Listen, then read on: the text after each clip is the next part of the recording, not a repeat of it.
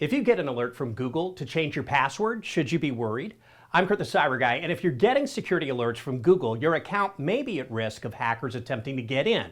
Now, it doesn't always mean the worst has happened, as sometimes your account will think you logging in on another device is suspicious activity by itself.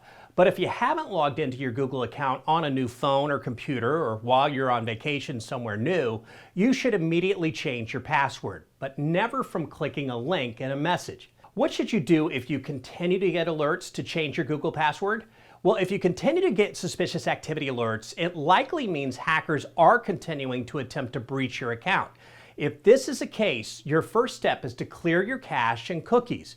You can do this on Google Chrome by opening Chrome, clicking the three dots in the corner, tap Settings, tap Privacy and Security, and then tap Clear Browsing Data.